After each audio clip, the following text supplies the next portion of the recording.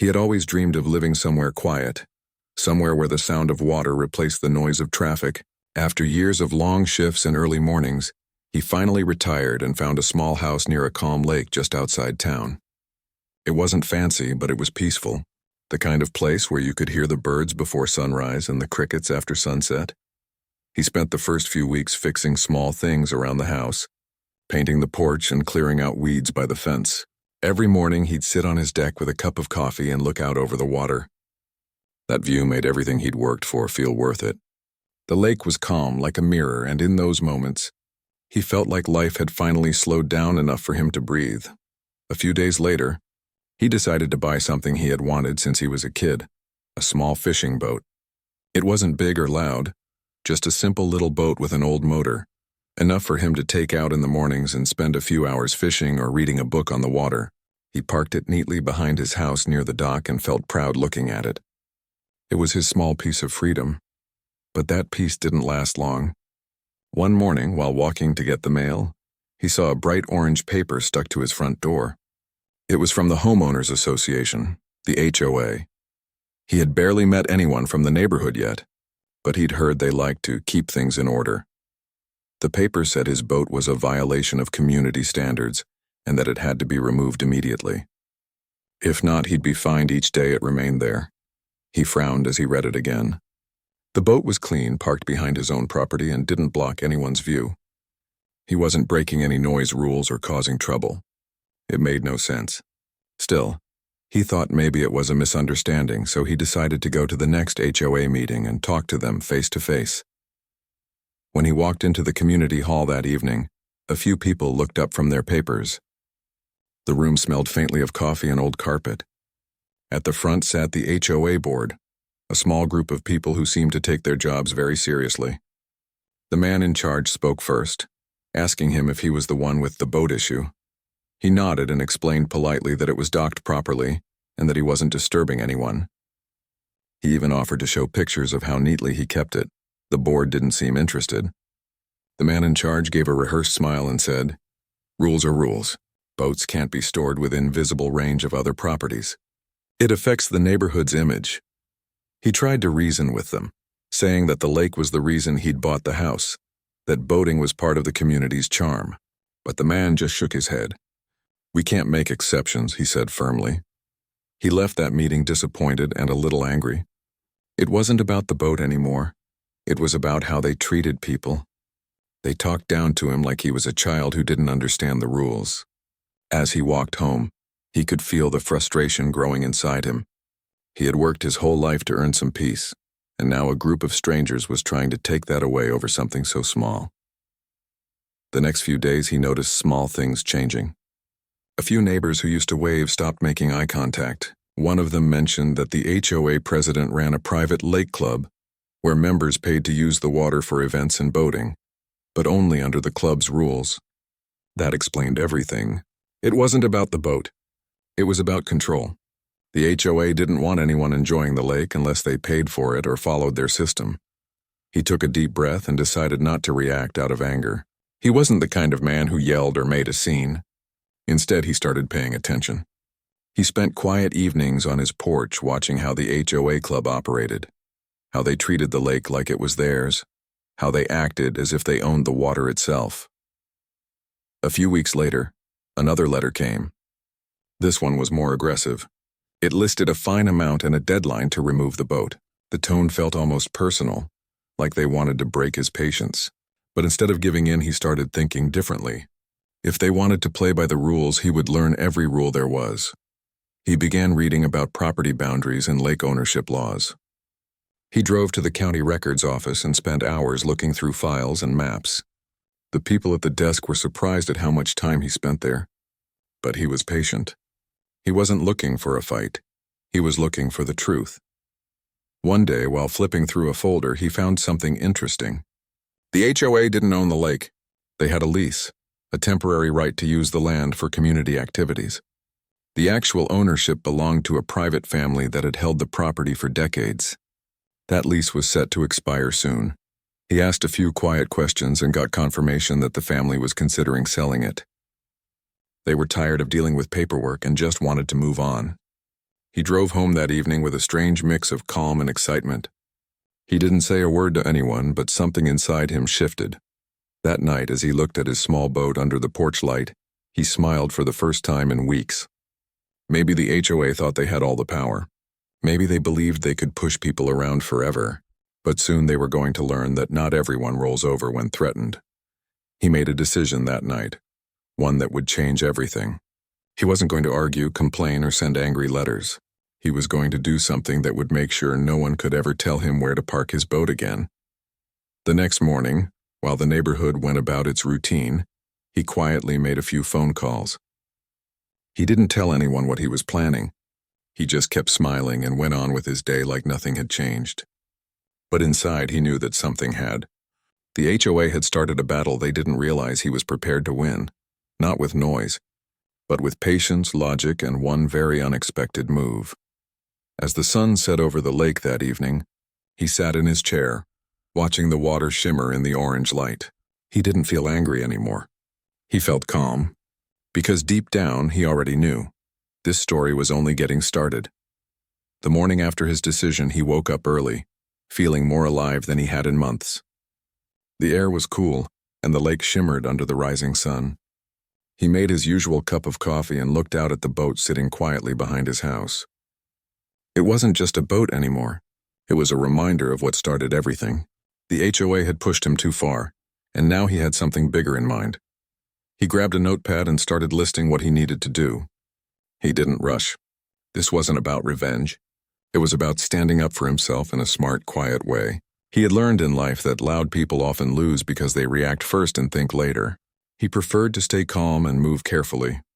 His first stop that day was the county records office downtown. It was a plain building with old files and dusty cabinets, but to him, it felt like a treasure room.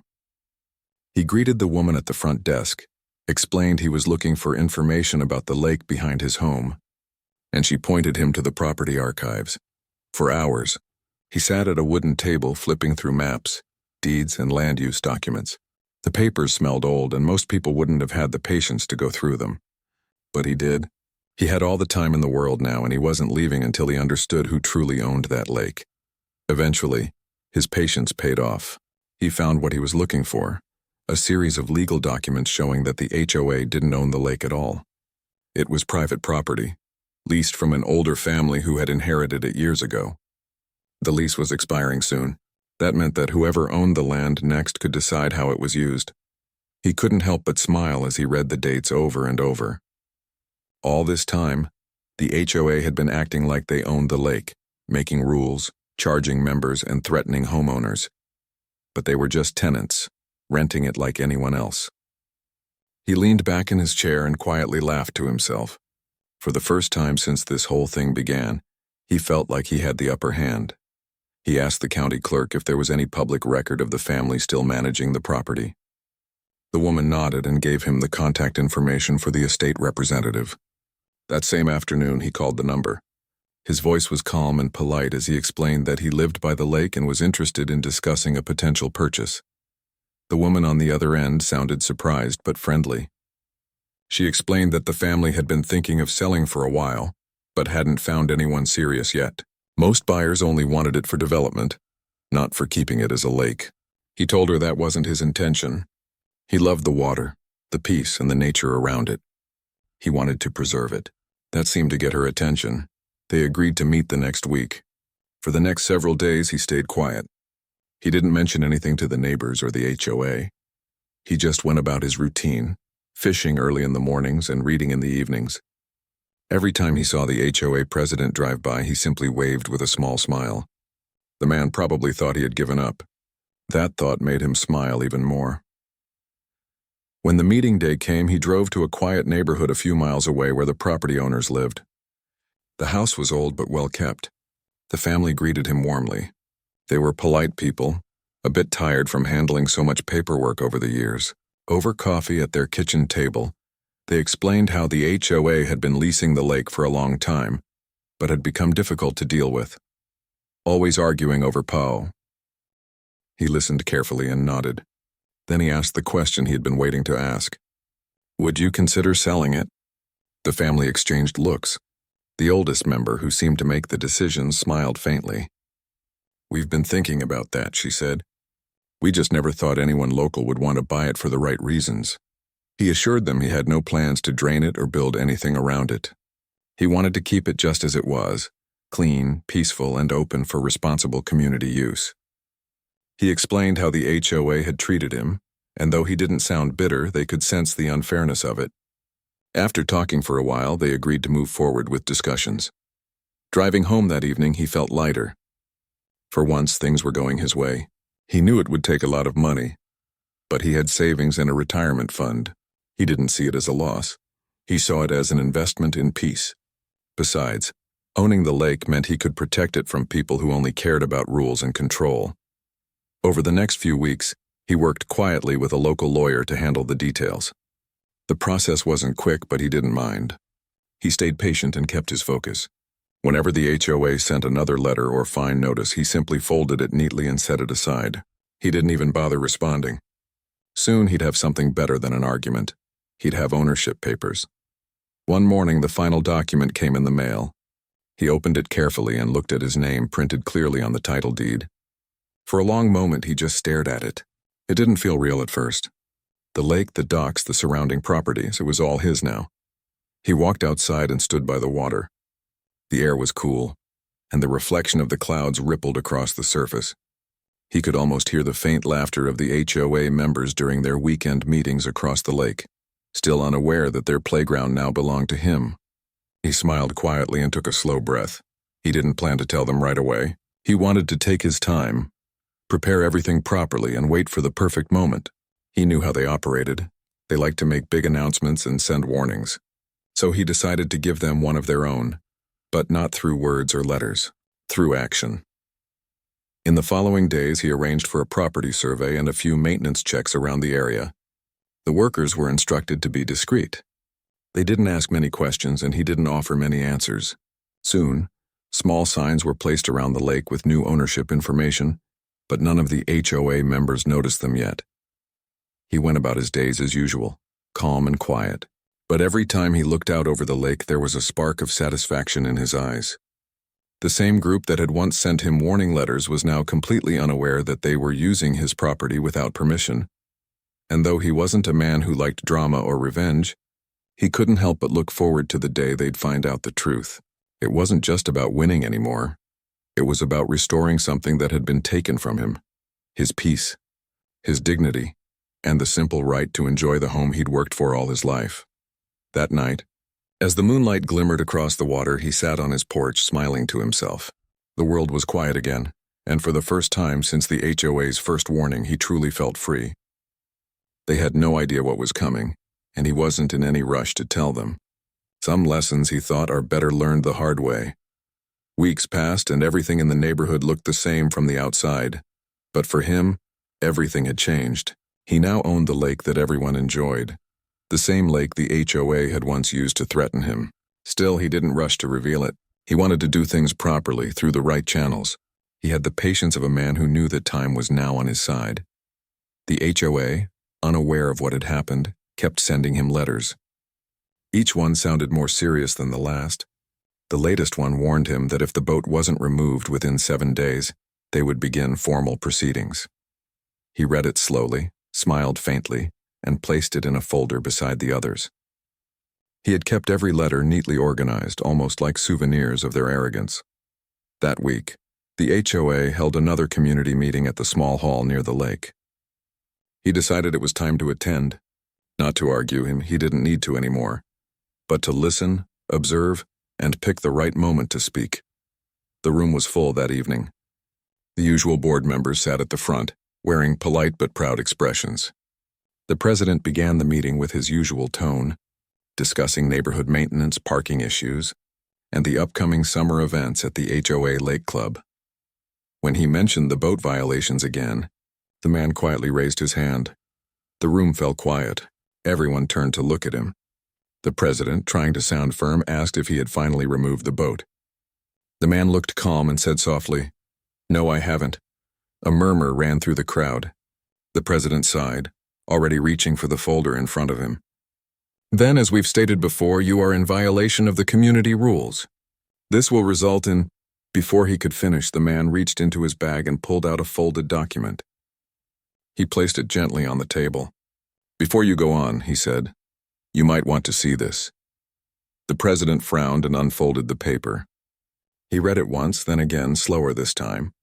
His confident smile started to fade. The seal and signatures were clear. It was an official property deed, showing that the entire lake, including the land the HOA's clubhouse sat on, was now privately owned by the man standing before them. For a moment, no one spoke. You could hear the hum of the ceiling fan and the soft shuffle of chairs. The president looked up, visibly confused. What is this? He asked. It's what it looks like, the man replied calmly. The lake is mine now. The property lease expired, and I purchased it directly from the previous owners. You've been using it without ownership rights for the past few weeks. Gasps filled the room. One woman at the front whispered, That can't be true. Another leaned forward to read the document herself. Every face around the table shifted from disbelief to shock. The president tried to regain control. You can't just buy a lake, he said sharply. He smiled slightly. Apparently you can. All it takes is the right paperwork and some patience. The room erupted in quiet chatter. Some of the members whispered nervously to each other, realizing what this meant. The HOA had been hosting meetings, collecting fees, and claiming authority over property they no longer controlled. It wasn't just embarrassing, it was legally serious. The president finally spoke again, this time with a forced laugh. Well, even if this is true, the community has shared rights to the lake. You can't just revoke that. The man looked at him steadily. Actually, I can. The HOA's lease gave you permission to use the lake, but it's expired. You never renewed it. And now that I own it, those rights no longer exist. From now on, anyone who uses the lake without permission will be trespassing. The entire room went silent again. The president's face turned red. He opened his mouth as if to argue, but found no words.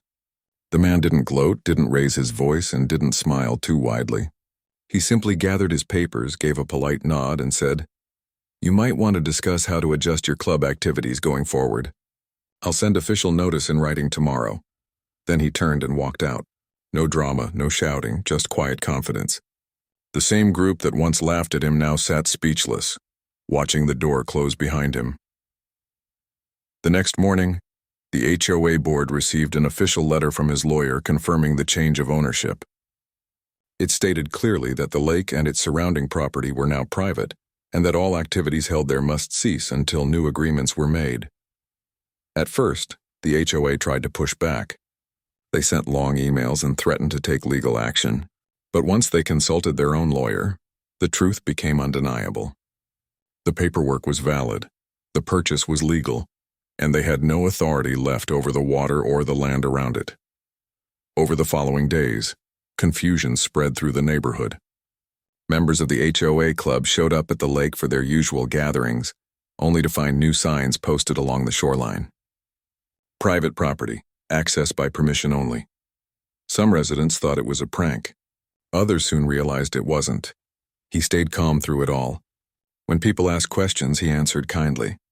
He told them he wasn't against anyone enjoying the lake, but things would be fair now. No more bullying, no more selective rules, no more threats. If someone wanted to fish or take a small boat out, they could ask and follow simple guidelines. It didn't take long for the story to spread. The once powerful HOA president tried to hold another emergency meeting, but fewer people showed up this time. Many homeowners had grown tired of the constant rules and fines. They saw how one man had stood up quietly and turned everything around without shouting or breaking a single law. Meanwhile, the man carried on with his normal life. He still drank his coffee on the porch every morning, watching the sun rise over the lake that was now truly his. The sound of the water hitting the shore felt different, peaceful, steady, and earned. He wasn't the type to boast, but there was a quiet pride in his heart. Every now and then he would see the former HOA president walking by, pretending not to look toward the lake. It didn't bother him. He had no anger left. He had simply restored balance, not through arguments, but through patience and understanding of how things really worked. He had learned something important in all of this. When people use power unfairly, they expect you to fight them on their level. But sometimes the smartest move is to step above the game entirely. He had done just that. That evening, as the sky turned orange and gold, he took his boat out again. The water was still and the air was calm. He didn't need to hide or explain himself anymore. As he drifted quietly in the middle of the lake, he smiled and thought about how strange life could be, how a simple warning about a boat had led to something far bigger. He dipped his hand into the water and let it run between his fingers. It felt cool and alive, just like the peace he'd found inside himself. He had faced control with calmness, arrogance with patience, and he had won, not by force, but by knowing when to stay silent and when to act. And now, as the last light of day faded behind the trees, the lake belonged not just to him, but to his quiet victory. The news about the lake spread quickly through the neighborhood. At first, people didn't believe it. They thought it was gossip or some kind of misunderstanding. But when the signs went up around the lake and letters arrived confirming new ownership, everyone realized it was true. The man who had been quietly warned about his little boat now owned the water the whole HOA had claimed as theirs. The HOA board members were furious. They tried to act calm in public, but behind closed doors they were panicking. The lake had been their pride, their reason for power. They had used it to host meetings, collect fees, and show off control. Without it, their authority meant nothing. The president called for an urgent meeting at the clubhouse, hoping to find a way to reverse what had happened. But there was no way. The law was clear and the paperwork was solid. The man didn't attend that meeting. He didn't need to. Instead, he sat on his porch, watching the calm water glisten in the late afternoon sun. Every few minutes, a fish would jump, breaking the still surface. The quiet made him smile. He wasn't trying to humiliate anyone. He just wanted fairness. The HOA had pushed too far, and now they were facing the result of their own arrogance. A few days later, he received another letter from the HOA. This one wasn't a warning. It was a plea. They asked to continue using the lake for their official activities, offering to pay a small maintenance fee. He read the letter twice before folding it and setting it aside. He didn't respond right away. He wanted to think carefully. The truth was, he didn't want to be like them. He didn't want to use power to make others feel small. But he also believed that people should learn to respect others' boundaries. After all, if they hadn't tried to control him, things would have stayed peaceful. After a few days of thought, he drafted a simple notice. It wasn't written with anger, just clear and direct. It stated that the HOA's access to the lake property was officially terminated, and that their club facilities, including their small dock and storage shed, needed to be vacated within 30 days. It also invited individual residents to contact him if they wished to continue using the lake under fair and simple rules. He sent the notice through his lawyer to make it formal. Once it was delivered, he went back to his quiet routine, waiting to see how they would react. It didn't take long. The very next weekend, he saw a group of HOA members standing near the clubhouse, waving their hands and talking loudly. Some of them pointed toward his house, clearly frustrated. The president was among them, pacing back and forth. The man watched from his porch but didn't say a word. He knew they'd have to face the truth sooner or later. Days passed and tension hung in the air. The HOA tried one last time to negotiate, but their tone was still proud. They offered to rent the lake for a small sum, as if they were doing him a favor. This time he declined politely but firmly. "The lease has ended," he said. "You're welcome to visit as neighbors, but not as an organization claiming ownership." That single sentence changed everything. Within a week, the HOA began removing their signs and equipment from the lake area. Their banner that once read Community Lake Club came down. The storage shed was emptied, and the small wooden dock they had built was taken apart. Residents passing by couldn't believe their eyes. The same group that once enforced endless rules was now packing up and leaving. Some neighbors came to talk to him privately. They thanked him for standing up for himself. A few even admitted that the HOA had treated people unfairly for years. They said it felt good to finally see someone do something about it, and not by shouting or breaking rules, but by being smarter and calmer. He didn't brag or boast. He just nodded and said, "Everyone deserves peace at home." After the 30-day deadline, the lakefront looked different. The HOA's clubhouse, which had once been busy with members, stood empty. The place felt quieter, freer. He decided it was time to make some changes. He hired a local team to clean up the area and restore the natural look of the shoreline. Old signs and trash were removed, and the dock area was repaired and made safe again. Instead of keeping it private, he opened parts of the lake to local residents who wanted to enjoy it respectfully. One weekend, families came with fishing rods and picnic baskets. Kids ran around laughing, their parents sitting nearby on blankets. For the first time in a long while, the lake felt like it truly belonged to the community, not to a board of rule makers, but to people who appreciated it. He watched it all from his porch with quiet satisfaction. It wasn't about power for him. It was about fairness and kindness. He didn't charge anyone fees or demand control. All he asked was that everyone keep the lake clean and treat it with care. Word spread beyond the neighborhood. People from nearby areas started hearing about the man who had bought a lake just to bring peace back to his community. Some found it funny, others inspiring, but those who knew him understood. It wasn't about revenge. It was about dignity. The HOA president, meanwhile, grew distant. Without the lake, his influence faded. Fewer people attended meetings, and soon, the organization's activities slowed to a stop. The rules, the threats, the endless warnings, all of it lost meaning. Eventually, the HOA disbanded, leaving only a quiet neighborhood and a lake that finally belonged to someone who respected it. Months later, the man still kept to his routine. He woke early, brewed his coffee, and watched the sunrise over the water. Sometimes a few children would wave at him from the dock, and he'd wave back with a smile. It made him happy to see life around the lake again. Simple, peaceful life without drama or control. Every now and then, he'd think back to that first letter stuck to his door. It was strange how one small piece of paper had started everything. If he had just given in and moved his boat, none of this would have happened. But maybe that was the point. Sometimes life pushes you to stand your ground not because you want to fight, but because it's the only way to protect what matters most: your peace. As the evening light faded one night, he took his boat out again. The water reflected the colors of the sky, gold melting into pink and blue. He rowed slowly, feeling the calm air against his face. He didn't think about the HOA anymore. That chapter was over.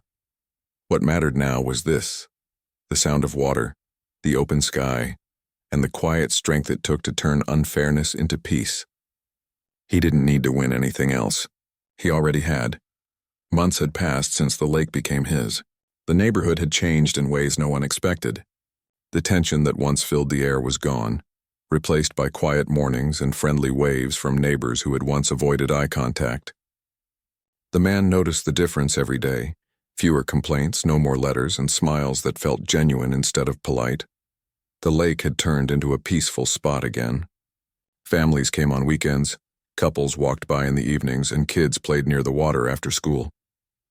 He never set strict rules, just a few simple ones. Keep it clean, respect each other, and treat the place like it's your own. Surprisingly, everyone followed them. It was as if the whole community had learned something valuable from what happened. One Sunday morning, he stood near the dock, sipping his coffee while the mist still hung over the water. A young boy approached him, holding a small fishing rod that looked too big for his hands. "Sir, do you think there are any fish here?"